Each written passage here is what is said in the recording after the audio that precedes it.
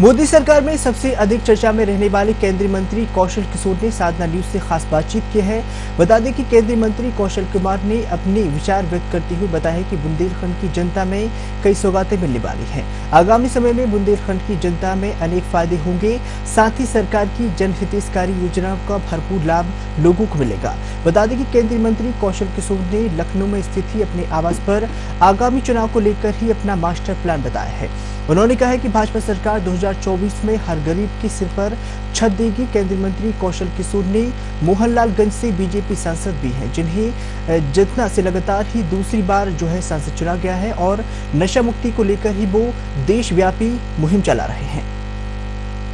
उत्तर प्रदेश की चले और बुंदेलखंड का नाम ना आए तो ऐसा कहां संभव है। जी हाँ, हम उसी बुंदेलखंड की बात कर रहे हैं जो शूरवीरों की शौर्य, पराक्रम और वीरता के लिए जाना गया है। लेकिन न जाने क्या वजह है कि इस समय बुंदेलखंड बेरोजगारी, पलायन और किसानों की बदहाली के लिए भी जाना जा रहा है। चूंकि बात बुंदेलखंड से जुड़ी है तो सवाल उठना लाजमी है, और अब चूंकि सवाल उठ रहे हैं तो उसका जवाब जानना भी लाजिम है। इसी विषय को लेकर के आज हम केंद्रीय मंत्री शहरी विकास मंत्रालय माननीय कौशल किशोर साहब के साथ मौजूद हैं। इनसे हम आज इस विषय पर खुलकर चर्चा करेंगे और जानेंगे कि आगामी समय में केंद्र सरकार बुंदेलखंड के किसानों और बेरोजगारों पर किस कदर मेहरबान रहेगी। तो आइए आपका परिचय सीधे कराते हैं माननीय कौशल किशोर साहब से। सर, पहले तो आपका बहुत बहुत स्वागत है सीधी बात कार्यक्रम में। सर, जानना चाहेंगे आपसे कि आपकी राजनीतिक पारी की शुरुआत कैसे हुई और राजनीति में आने का मकसद क्या था आपका? कोई मकसद नहीं था आने का। दरअसल में हम भी नौकरी करना चाह रहे थे, लेकिन नहीं मिल पाई उस पीरियड में, जो भी परिस्थितियां रही हों। तो लोग नारे लगाते थे, जब तक भूखा इंसान रहेगा धरती पर तूफान रहेगा, जो ज़मीन को जोते वो ज़मीन का मालिक होवे, धन और धरती बट के रहेगी, भूखी जनता चुप न रहेगी। इस तरह के नारे लगते थे सीपीआई में था, भारतीय कम्युनिस्ट पार्टी था। तो मैं उसमें शामिल हो गया कि अच्छी बातें लगती थी, अच्छी चीज़ें। लेकिन उसमें मैं रहा, 6 बार चुनाव लड़ा, हारा एमएलए का। फिर वो मेरा उसमें भी कुछ चीज़ों को लेकर के विवाद हो गया, और अंत में मैंने फिर सीपीआई से हमने निकाला, उन्होंने हमको निकाला, और 2002 में मलियाबाद की जनता ने मुझे निर्दलीय चुनाव जिता करके भेजने का काम किया। मैं प्रदेश सरकार में राज्य मंत्री के पद पे भी रहा, और उस पर फिर पटरी नहीं खाई मेरी माननीय मुलायम सिंह जी से भी, तो मैंने इस्तीफा दे दिया था। अब चूँकि कुछ मुद्दे थे सामंतशाही के, लोगों के, दबंगों के बराबरी का दर्जा दिलाने में, वो मेरा एक लंबा पीरियड संघर्षों का रहा, और फिर मैं आज इस उसमें आ गया। तो माननीय राजनाथ जी 2014 में हमें लेकर के आए पार्टी में, तो आज मैं भारतीय जनता पार्टी में हूँ। 2 बार से सांसद हूँ। माननीय प्रधानमंत्री आदरणीय नरेंद्र मोदी जी द्वारा, माननीय अमित शाह जी द्वारा, माननीय राजनाथ जी के द्वारा, पार्टी के जो हमारे राष्ट्रीय अध्यक्ष माननीय नड्डा जी के द्वारा, उत्तर प्रदेश के मुख्यमंत्री आदरणीय योगी आदित्यनाथ जी के सहमति से मुझे केंद्र में राज्य सरकार का आवासन और शहरी विकास का मंत्री बनाने का काम किया गया। आज वही काम देख रहा हूँ। सर, भारत सरकार में आप केंद्रीय मंत्री रहते हुए अपने डिसीजन मेकिंग पावर को कैसे बढ़ाते हैं? देखिए, ये कुछ मामले जो होते हैं, आदरणीय प्रधानमंत्री जी ने सीधी सी बात यह है कि उन्होंने आगामी 25 साल का कार्यक्रम बना दिया। 2047 तक जब आज़ादी के 100 साल पूरे होंगे, तब कैसे हम विकसित भारत बनाएंगे, इस पर 5.5 घंटे बैठकर मंत्रियों अधिकारियों के साथ हम लोगों की मीटिंग लेते हैं। ये छोटी बात नहीं, बहुत बड़ी बात है। और उसमें कैसे प्राकृतिक खेती हो, कैसे विज्ञान के क्षेत्र में, शिक्षा के क्षेत्र में, टेक्नोलॉजी में, रोजगार के क्षेत्र में, उद्योग के क्षेत्र में हम हिंदुस्तान को दुनिया में नंबर 1 पे कैसे ले जाएं, विकसित देश कैसे बनाएं, इसके लिए उन्होंने नारा दिया, सबका साथ, सबका विकास, सबका विश्वास। आत्मनिर्भर भारत, विकसित भारत, नशा मुक्त भारत बनाने के लिए सबका प्रयास। तो उस पर हम लोग काम करते हैं, और जायज़ काम के लिए जितना बेहतर तरीके से जो भी चीज़ें एडवाइस दी जाती हैं और वो सही बातें लिखते हैं, तो आदरणीय प्रधानमंत्री जी खुद उस पर उसको आगे बढ़ाने का काम करते हैं। सर, आप नशा मुक्त भारत अभियान एक चला रहे हैं, एक पहल है आपके द्वारा। तो सर, इसको चलाने का अब कब आपके मन में ख्याल आया कि भाई नशा मुक्ति अभियान चलाना चाहिए जनहित में? नशे के खिलाफ तो मैं पहले से ही बोलता था, लेकिन मैंने अपने जीवन में कभी शराब की एक बूंद नहीं लिया, कभी एक चुटकी मसाला, कभी सिगरेट का एक कस नहीं लिया। मेरा खुद का बेटा आकाश किशोर, घर का नाम जेबी, दोस्तों के चक्कर में पड़ करके नशा करने लगा और अंत में उसकी जो है एडमिट कराया, जब पता चला 4 साल बाद, ठीक हो गया, शादी कर दी, बच्चा है। फिर से दोस्तों के चक्कर में पड़ गया। विगत 19 अक्टूबर 2020 को उसकी हॉस्पिटल में लीवर डैमेज होने से डेथ हो गई। तो उसकी चिता में जिसको पाला पोसा छाती से लगा के उसको जलाते कैसे, एक बड़ा सवाल था। मजबूरी थी, उसको अंतिम संस्कार तो किया, लेकिन ये निर्णय लिया कि मेरा बेटा मर गया, मेरी बहू विधवा हो गई, मेरा पोता बिन बाप का हो गया, और कोई बेटी, कोई महिला विधवा ना हो नशे की वजह से, कोई लड़का अनाथ ना हो, कोई माँ बाप की गोद सुनी ना हो, ये तकलीफ और किसी को झेलनी ना पड़े। इसलिए नशा मुक्त समाज आंदोलन अभियान कौशल का शुरू किया। आज आदरणीय प्रधानमंत्री नरेंद्र मोदी जी 15 अगस्त 2020 को नशा मुक्त भारत अभियान शुरू किया था। माननीय अमित शाह जी गृह मंत्री है, 2047 तक नशा मुक्त भारत बनाने के लिए ऐलान किया है।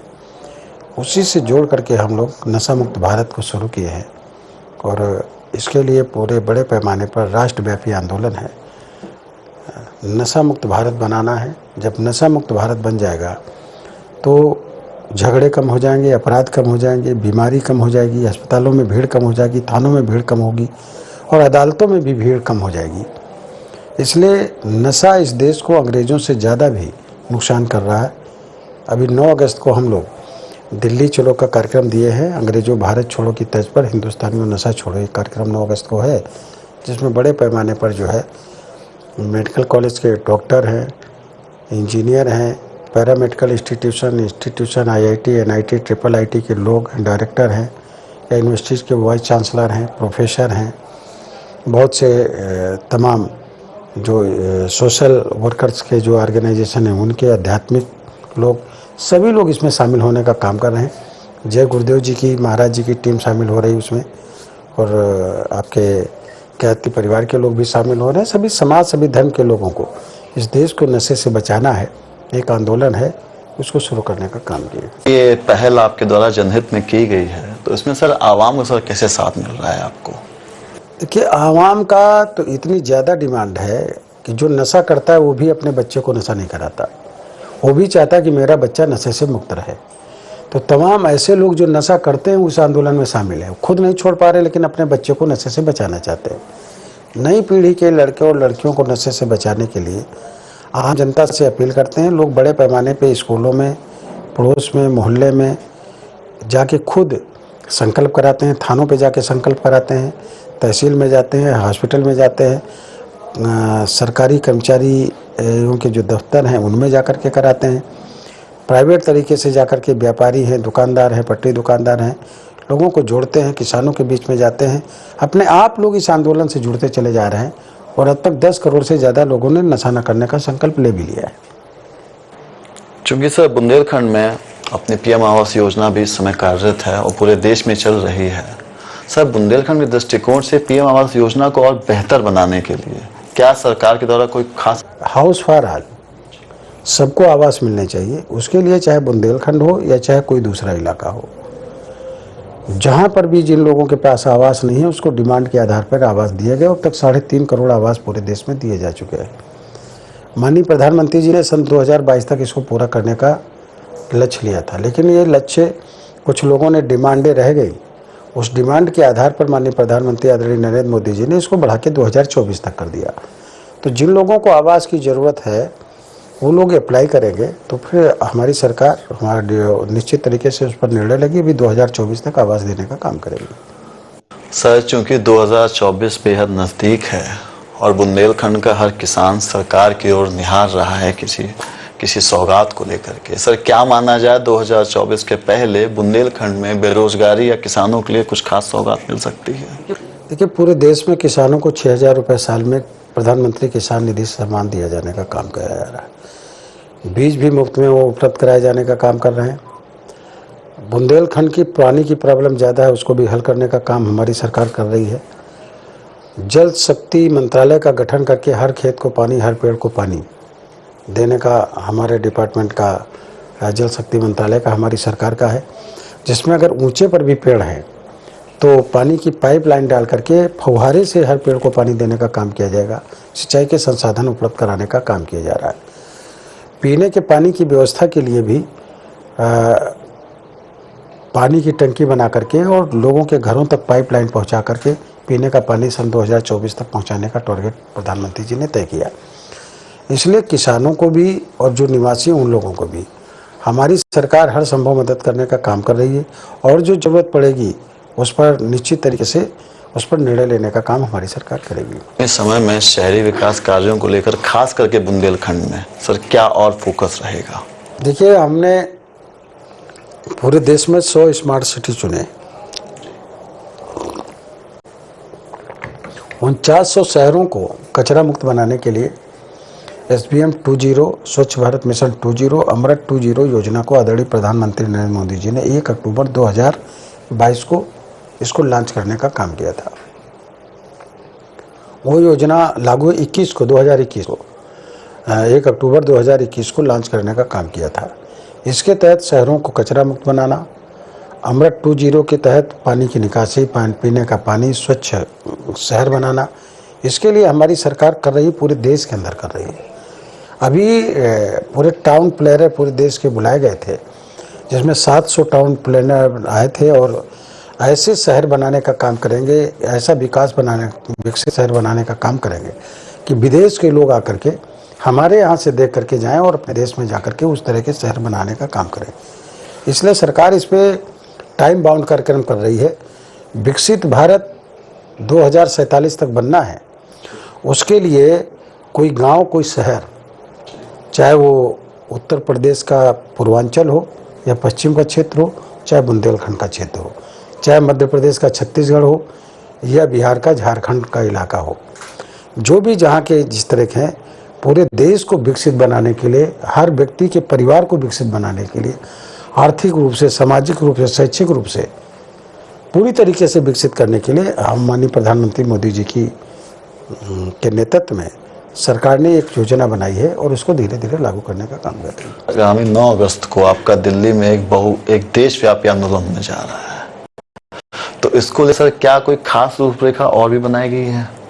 नहीं, एक जन आंदोलन है, क्योंकि 1942 को महात्मा गांधी जी ने कहा था, अंग्रेजों भारत छोड़ो, करो या मरो। लाल बहादुर शास्त्री जी ने कहा था, जनता से मरो नहीं मारो। अंग्रेज डरे और 5 साल 6 दिन के अंदर हिंदुस्तान आज़ाद हो गया। उस समय बांग्लादेश, पाकिस्तान मिला के भारत देश था। उन्हीं की तर्ज पर हिंदुस्तानियों, नशा छोड़ो। नशा बेचने वाले लोग नशा नहीं करते, नशे के नए कस्टमर लोग फांसते हैं और उसमें लोगों को फंसा करके उनकी ज़िंदगी को बर्बाद करते हैं। तो उसी तर्ज पर 9 अगस्त को दिल्ली में क्रांति दिवस है, तालकटोरा स्टेडियम में ये कार्यक्रम हो रहा है, हिंदुस्तानियों नशा छोड़ो। उसके तहत ये कार्यक्रम हम कर रहे हैं, पूरे देश से लोग इसमें शामिल हो रहे हैं। और उस कार्यक्रम के बाद फिर और एक कार्यक्रम डिक्लेयर करेंगे। हमारे जो त्यौहार हैं वो नशा मुक्त हों, दोस्ती नशा मुक्त हो, परिवार नशा मुक्त हो, पड़ोस नशा मुक्त हो। स्कूलों में इसके लिए लोगों को टीचर्स बताएं, नशे से होने वाला नुकसान पड़ा बताएं, जिससे ये लगातार आंदोलन है, केवल 9 अगस्त का ही नहीं है, ये कंटिन्यू आंदोलन है। और 31 दिसंबर 2023 तक हमें हिंदुस्तान के 23 करोड़ लोगों को जो नशा नहीं करते हैं, भविष्य में भी वो कभी नशा ना करें, इसका संकल्प करा लेना।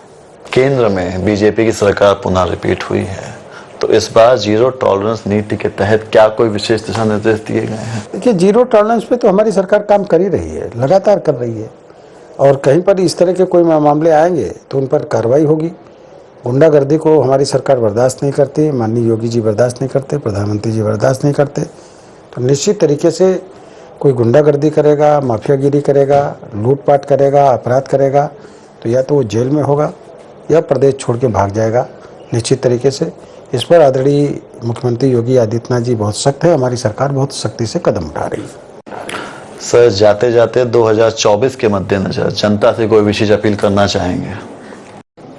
मैं पूरे आपके चैनल के माध्यम से उत्तर प्रदेश और पूरे देश की जनता से अपील करना चाहता हूं, किसानों, भाइयों, मजदूरों, SC ST समाज के लोग, पिछड़े वर्ग के लोग, अपर कास्ट के लोग, सभी धर्म के लोग, सभी लोगों से मैं अपील करना चाहता हूँ, चाहे वो व्यापारी हों, चाहे किसान हों, चाहे मजदूर हों, सोशल वर्कर हों, पट्टी दुकानदार हों, महिलाएं हों, सबके लिए हमारी मोदी जी की सरकार ने कुछ ना कुछ जरूर किया है।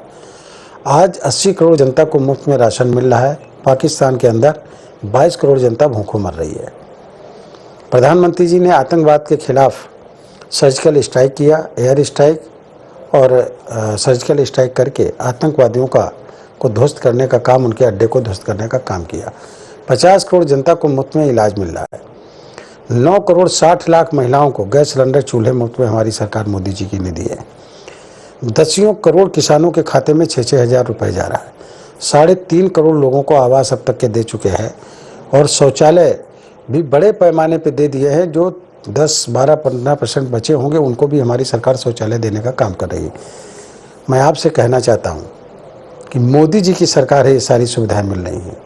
मोदी जी की सरकार नहीं होती तो इस कोरोना के पीरियड में लाखों लोग भूखों मर जाते। इसलिए मैं कह रहा हूँ कि जो लोग मोदी जी को हटाने की बात कर रहे हैं, आप गौर करो कौन लोग मोदी जी को पसंद नहीं करते। पाकिस्तान की सरकार नहीं पसंद करती, आतंकवादी नहीं पसंद करते, अफगानिस्तान पसंद नहीं करता, चीन पसंद नहीं करता। हमारे देश के जो लोग, विपक्ष के लोग मोदी जी को पसंद नहीं करते, वो मोदी जी को हटाने की बात करते हैं। मतलब चीन को, पाकिस्तान को, आतंकवादियों को और अफगानिस्तान की मंशा को खुश करना चाहते हैं विपक्ष के लोग।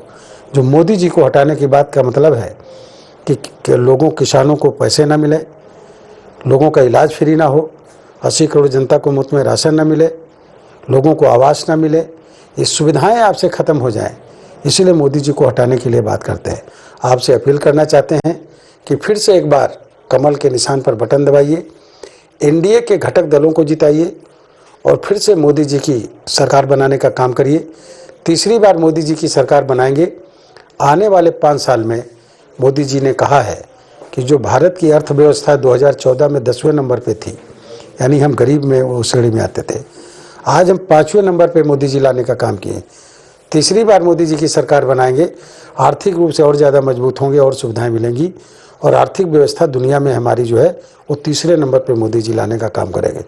इसलिए फिर से तीसरी बार मोदी जी की सरकार, यही मैं आपसे कहना चाहता हूँ, सब लोग एकजुट हों मोदी जी के साथ, अपने को, देश को, लोगों को बचाए और उनको सुविधाएं दिलाने के लिए मोदी जी की फिर से सरकार बनाए।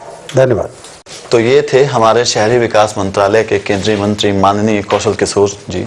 इन्होंने हमारे सभी सवालों का बेबाकी के साथ जवाब दिया है। इनके द्वारा चलाया जा रहा नशा मुक्ति अभियान वाकई काबिले तारीफ है।